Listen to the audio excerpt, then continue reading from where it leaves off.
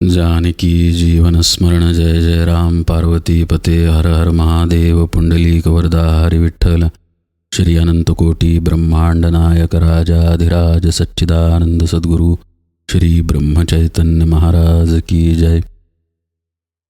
आपण संत श्री एकनाथ महाराज यांचा हरिपाठ पाहतोय. आज आपण 24वा अभंग पाहूया. दुर्बळाची कन्या समर्थाने केली, अवदसा निमाली दारिद्राची. हरिकृपा होता भक्ता निघती दोंदे, नाचती स्वानंदे हरिरंगी. देवभक्त दोन्ही एकरूप झाले, मुळीच संचले जैसे तैसे. पाजळली ज्योती कापुराची वाती, ओवाळीता आरती भेद नुरे. एका जनार्दनी कल्पेची मुराला, तोची झाला ब्रह्मरूप. नाथ महाराज दुर्बळाची कन्या समर्थाने केली असं रूपक वापरून सांगतायत की जीवभावावर असलेले आपण आत्मभावामध्ये जातो जेव्हा आपल्याला खऱ्या अर्थानं सत्संगती मिळते. एकदा काय झालं, एक मेंढपाळ होता. त्याला एक वाघाचं पिल्लू सापडलं. तो ते पिल्लू घरी घेऊन आला आणि अर्थातच त्यांनी इतर मेंढ्यांबरोबर ते पिल्लू ठेवलं. हळूहळू काही महिन्यांनी ते पिल्लू वाढायला लागलं. खरं म्हणजे तो वाघ आहे बरं का, पण तो मेंढ्यांमध्ये वाढल्यामुळं त्याची अशी समजूत झाली की आपणही मेंढी आहोत. त्यामुळं साहजिकच जसं मेंढ्या वागत होत्या तसंच तो वागायचा. असं करत करत 1-2 वर्ष झाली. हा प्रचंड झाला आकारानं, पण स्वतःला मात्र मेंढीच समजत होता. काही दिवसांनी जंगलामध्ये मेंढ्या थोड्या हरवल्या आणि या वाघाच्या समोर आणखी एक वाघ आला. तो पहिल्यांदा घाबरला, पण नंतर त्याला असं वाटलं की काहीतरी गडबड आहे, म्हणून तो मागोवा घेत हळूहळू जवळ गेला. तो जंगलातला वाघ त्याला म्हणाला, अरे असं घाबरत घाबरत काय येतोस, तू पण वाघच आहेस. तर त्याला ते पटेना. तर हा वाघ म्हणाला, चल माझ्याबरोबर तुला दाखवतो. तर दोघेही एका पाणवठ्यावर गेले आणि या जंगलातल्या वाघानं पाण्यामध्ये त्याचं प्रतिबिंब त्याला दाखवलं. जेव्हा त्यानं स्वतःचं प्रतिबिंब पाहिलं आणि शेजारी उभा असलेला वाघही पाहिला, तेव्हा त्याला खात्री झाली की आपण खरं पाहता वाघच आहोत. आजपर्यंत स्वतःला मेंढी समजत होतो. आपलंही थोडंसं असंच आहे. आपल्याला भ्रमामुळं असं वाटतं की आपण जीवरूप आहोत. आपल्याला जन्म आहे तसंच आपल्याला मरण आहे, आणि जसा जन्म आणि मरणाचा भाग आहे तसंच सुख दुःख इत्यादी गोष्टीही आहेत. आपण आपल्या प्रत्येक कर्माचं फळ आपल्याला स्वतःला लावून घेतो असं समजून की मी त्या कर्माचा कर्ता आहे, आणि असं होत होत आपला जीवभाव पक्का होऊन जातो. हा जो पक्का झालेला जीवभाव आहे किंवा आपली देहबुद्धी आहे, हे खरं पाहता आपलं दारिद्र्य आहे. नाथ महाराज म्हणतात, दुर्बळाची कन्या समर्थाने केली, अवदसा निमाली दारिद्र्याची. जसं एखाद्या दरिद्री स्त्रीबरोबर राजानं किंवा एखाद्या समृद्ध माणसानं लग्न केलं की ती स्त्री दरिद्री राहत नाही, आता ती राजाची राणी झाली. तसंच जेव्हा संत भेट होते आणि संत आपल्याला बोध देतात की तो परमात्माच तू आहेस, तू खरं म्हणजे देह नाहीस, जीव म्हणूनही नाहीस, तू आत्मस्वरूपच आहेस, सच्चिदानंद स्वरूप आहेस, तेव्हा जीवाचं खरं दारिद्र्य संपतं. अर्थात लगेच तिथे संपत नाही. सद्गुरू साधनेचा बोध करतात, साधनेची वाट दाखवतात. त्या वाटेने साधन संपन्न झालं की आत्मप्रचिती येतेच आणि मग दारिद्र्य नष्ट होतं. मोक्षश्रेया अलंकृत ते हे संत श्रीमंत, जीव दरिद्री असंख्यात नृपती केले असं समर्थ म्हणतात. त्यांच्यापाशी काय असेल तर मोक्षश्रीचीच लक्ष्मी आहे. मोक्षश्रेया अलंकृत, अशा मोक्षश्रीने ते अलंकारित असतात, मंडित असतात. अशी ही श्रीमंती आहे त्यांच्याजवळ. त्यांच्याकडे आलेल्या दरिद्री माणसाला, दरिद्री म्हणजे देहबुद्धीवर असलेल्या माणसाला, ते आपल्यासारखंच मोक्षश्रीनं अलंकृत करतात. पुढे नाथ महाराज म्हणतात, हरिकृपा होता भक्ता निघती दोंदे, नाचती स्वानंदे हरिरंगी. दोंद म्हणजे पोट बरं का. इथं हरिकृपा झाल्यावर भक्ताचं पोट सुटतं असा अर्थ नाही आहे.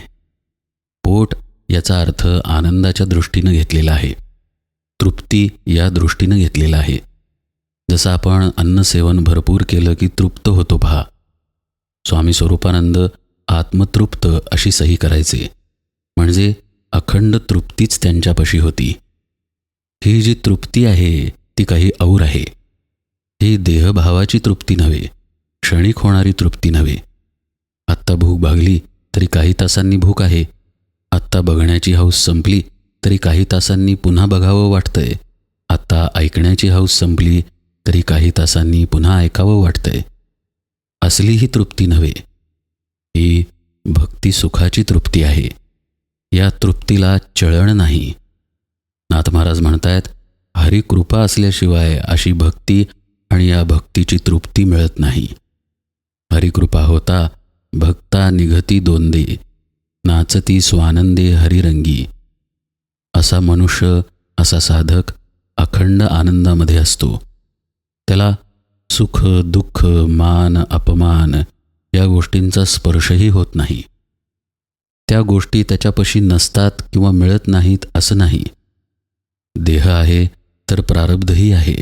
कधीतरी सुख होणार, कधीतरी दुःख होणार, कोणी मान ठेवणार तर कोणी अपमान करणार.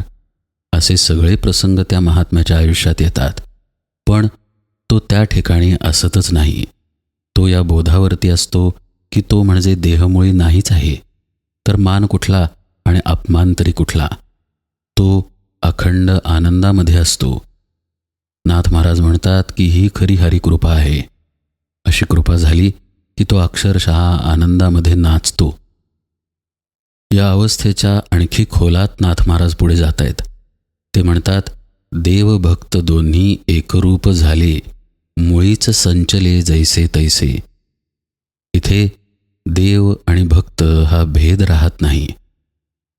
सद्गुरू भेट किंवा सत्संगती मिळेपर्यंत साधकाची फक्त भरकट होत असते.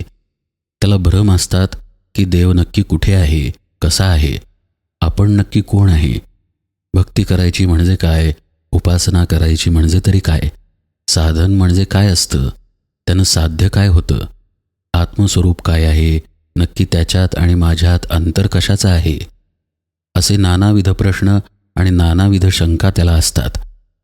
सद्गुरूंकडे गेल्यानंतर जसा एखादा खूप तहानलेला मनुष्य पाणी पिऊन तृप्त व्हावा तसं त्याचं होतं.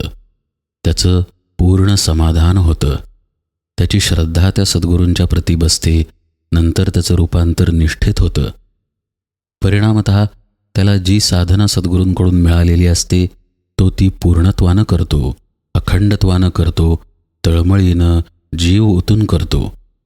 आणि मग त्याचा हा भेद, त्याची ही शंका, त्याचा हा विकल्प नाहीसा होतो की आपण देवापासून कुणीतरी वेगळे आहोत.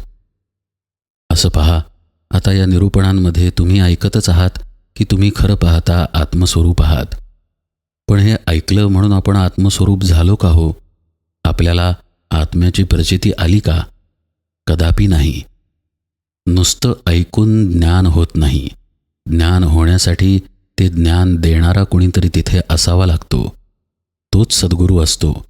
किंबहुना तो हेच सांगतो की तुझे आहे तुझं पाशी, परी तू जागा चुकलासी. ते ज्ञान तुझ्या पाशीच जागता आहे, अखंडत्वानं आहे. फक्त तू बाहेर आहेस. बाहेर म्हणजे बहिर्मुख आहेस. तर तू आता आत वळ, तुझ्या आत बुडी मार आणि बुडी देऊन राहा, म्हणजे आत्मतत्व आतूनच प्रगट होईल. ही क्रिया ज्याच्या बाबतीत घडते आणि ज्याला आत्मस्वरूपाची प्रचिती येते त्याचा देव आणि भक्त हा भेद निघून जातो. त्याचंच वर्णन इथे नाथ महाराज करतात. देव भक्त दोन्ही एकरूप झाले. आता वेगळं तिथे कोणी उरलं नाही. तुकाराम महाराज आणि पांडुरंग असं वेगळे पण तिथे नाही. पांडुरंग तेच तुकाराम महाराज आणि तुकाराम महाराज तोच पांडुरंग, असं हे एकत्व. पुढे ते म्हणतात, मुळीच संचले जैसे तैसे. जणू एखाद्या नदीचा उगम व्हावा आणि उगमापाशीच तिला अडवून धरावं आणि तिथेच तिचा समुद्र व्हावा. अन्यथा नियम काय आहे? नदी वाहत जाते आणि समुद्राला मिळते म्हणजे नदी आणि समुद्र हे द्वैत तिथं आहे. तर तिचं वाहनच थांबलं. तिचा जो उगम आहे त्या उगमापाशीच नदी पोचली. जिथं तिचं मूळ आहे तिथेच ती साठली, तर तिथेच समुद्र आहे, असा इथे अर्थ आहे. म्हणजे आत्मस्वरूपापासूनच खरं म्हणजे जीवभाव आलेला आहे. तर जीवभाव पुढे न जाता तो जागच्या जागीच मुरला. तिथेच मुरून तो स्वतः आत्मभाव झाला.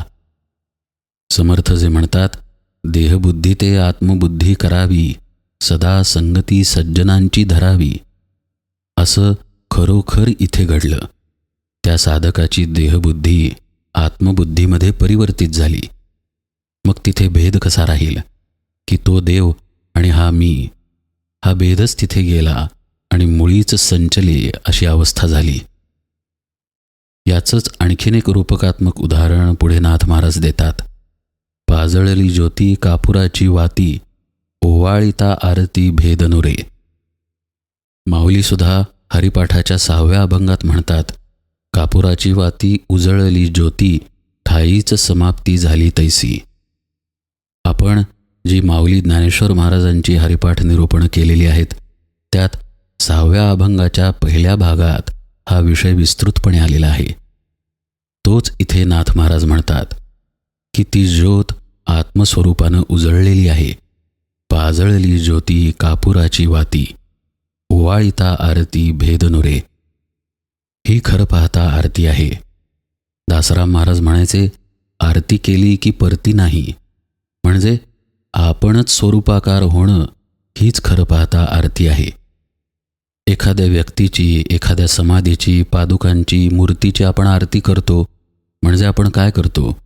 आपण वेगळेपणाने उभे राहतो, मध्ये ज्योत ठेवतो आणि ज्योतीच्या पलीकडे फोटो किंवा मूर्ती ठेवतो. म्हणजे जे प्राप्तव्य आहे ते पलीकडे असतं आणि प्राप्त करणारा ज्योतीच्या अलीकडे असतो. त्या दोघांमध्ये ज्योती समत्वाने असते. जसा की उंबऱ्यावरती दिवा ठेवला की दिव्याचा प्रकाश बाहेरही पडतो, आतही पडतो, तशीच ती ज्योत रामही पाहतो आणि आपणही पाहतो. हे जे वेगळेपण आहे ते इथे संपतं असं नाथ महाराज म्हणतायत. म्हणजे आत्मस्वरूपाला पाहणारा एक वेगळेपणानं आणि आत्मस्वरूप अस्तित्व म्हणून वेगळेपणानं हा भेद तिथे राहत नाही. ते दोन्हीही एकरूपच होतात. कापूर म्हणजे क अधिक पूर. कचा अर्थ 4 आणि पूर म्हणजे देह. स्थूल, सूक्ष्म, कारण आणि महाकारण या 4ही देहांमध्ये एकत्वानं असलेलं ते तत्व म्हणजे कापराची वात. मगाशी म्हटलं त्याप्रमाणे माऊलींच्या हरिपाठाच्या निरूपणांमध्ये 6व्या अभंगाच्या पहिल्या भागात हा विषय विस्तृत आलाय. तरी थोडासा त्याला स्पर्श करूया. हे जे 4 देहांमधून तत्व समत्वानं खेळत आहे त्याला कापराची वात अशी संज्ञा आहे. ही खरं पाहता निद्रिस्त असते, म्हणजेच आपली कुंडलिनी शक्ती निद्रिस्त असते.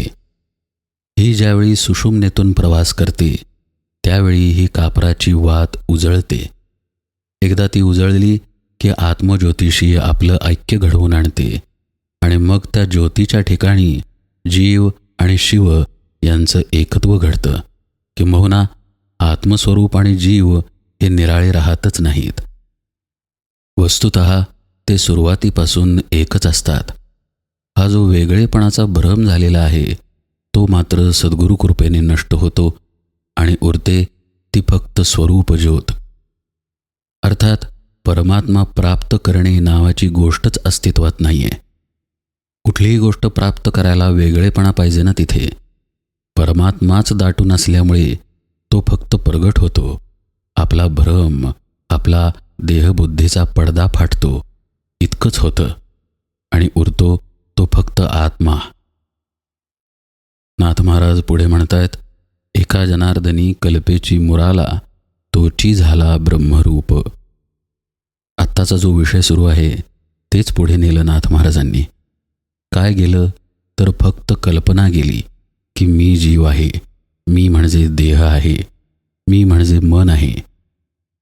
खरं पाहता आपण बोलीभाषेत वेगळेपणानं बोलतो बरं का. माझ्या मनात आलं असं आपण म्हणतो, किंवा माझं डोकं दुखतंय असं म्हणतो. मी दुखतोय असं आपण म्हणत नाही.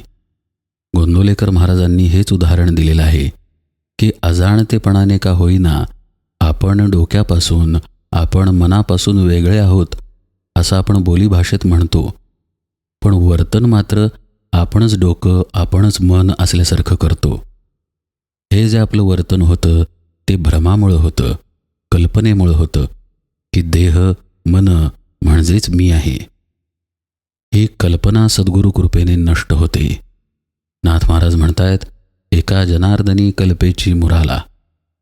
कल्पना स्वरूपाने जो कोणी होता तो आता मुरला, म्हणजेच जीवभाव मुरला आणि तोची झाला ब्रह्मरूप. तोची झाला याचा अर्थ तो ब्रह्मरूप होऊन गेला असं नव्हे. तोची झाला म्हणजे तो जो होता तोच ब्रह्मरूपानं आता समोर आला. तो म्हणजे आत्मा. आत्माच तिथे खरं पाहता होता. जीव म्हणून वेगळा प्राणी, मी म्हणून वेगळा प्राणी तिथे नव्हताच मुळी. आत्माच होता तो आता ब्रह्मरूपानं समोर आला. आणि हे घडलं कल्पना नष्ट झाल्यामुळं, आणि कल्पना नष्ट झाली गुरुकृपेमुळं. म्हणूनच एका जनार्दनी कल्पेची मुराला, तोची झाला ब्रह्मरूप. इथे या 24व्या अभंगाच्या निरूपणाला विराम देतो. जानकी जीवन स्मरण जय जय राम.